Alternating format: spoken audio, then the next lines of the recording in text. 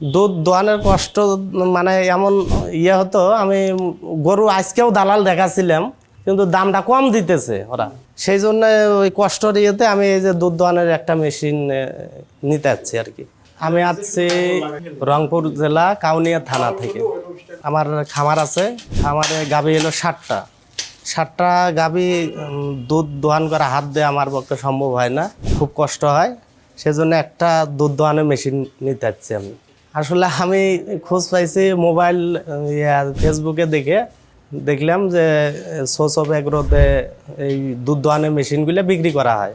তারপরে ভিডিও দেখতে তারপরে বললাম যে তাহলে একটা দুধ দোয়ানোর মেশিন কিনে দেখি কি অবস্থা। সেই জন্য আগে একটা দুধ দোয়ানোর মেশিন কেনার জন্য আমি এই জায়গায় চলে আসছি। সময়ের একটা ব্যাপার আছে। আমার যেহেতু হোটেল ব্যবসা আছে, মনে করেন যে আমি নিজেই খামার দেখাশোনা করি এবং টাইমটা দুধ দোয়ানোর কারণে টাইমটা অনেক চলে যায়। 2-2.5 ঘন্টা 60টা গাভী শিখতে 2 থেকে 2.5 ঘন্টা টাইম লাগে। তো 2-2.5 ঘন্টাতে যদি টাইম যদি ওই জায়গায় চলে যায় তাহলে অনেক সমস্যা, এদিকে অন্য ব্যবসা চালানো লাগে।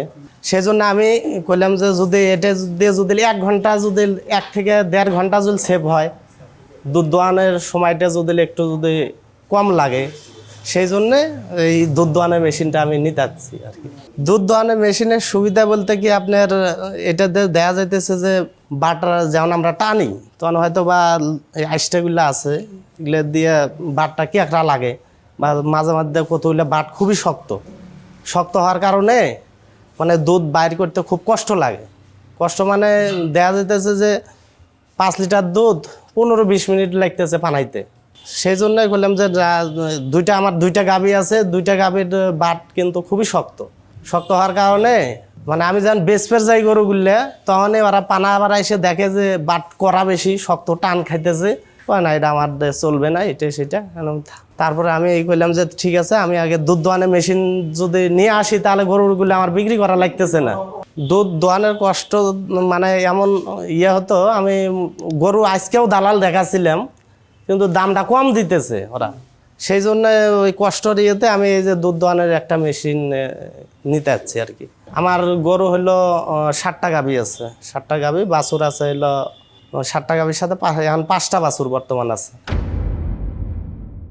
পাইপের এর সাথে লাগিয়ে দেব, ঠিক আছে। তারপরে সির সাথে, এখানে সি আছে, সির সাথে সিটে লাগিয়ে দিব। ডির সাথে যে পাইপের যে ডির সাথে ডিটে লাগিয়ে দিব, ঠিক আছে।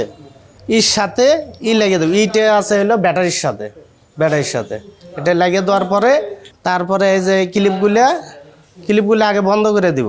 ক্লিপগুলো বন্ধ করবো এই জন্য যে যেন হাওয়াটা যেন বাইর হয়ে না যায়, হাওয়াটা আটকানোর জন্য ক্লিপগুলো আগে 4টে ক্লিপই বন্ধ করে দিব।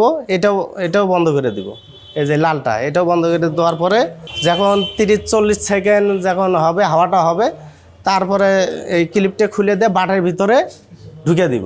বাটটার ভিতরে ঢুকে দিয়ে ক্লিপটা দিব ছেড়ে দেওয়ার পরে তারপরে হাওয়াটা চলে আসবে, চুষবে, সমানে চুষার মতো হবে। তারপরে মনে করেন যে দুধ এমনি চলে আসবে আর ভিতরে। সোনাতলা থেকে আসছি, মানে গরুর ফার্মের ঘাস কাটার মেশিন বা সাইলেজ মেশিনটা, এটা গরুর ঘাস ছোট করে কাটা যাবে, সাইলেজ হবে, গরুর মানে খড়টা ক্ষতিগ্রস্ত হবে না, খড়টা অপচয় হবে না, গোটাল দিলে বড় অপচয় হচ্ছে, নষ্ট হচ্ছে। এখান থেকে বাঁচার জন্য খড়ের তখন দাম বেশি, খড়টা এখানে কেটে খিলেলে পরে বেশি গরু খিলেন যাবে, গরু বেশি ভালো খাবে, সাইলেজ করলে বেশি খাবে, স্বাস্থ্যবান হবে।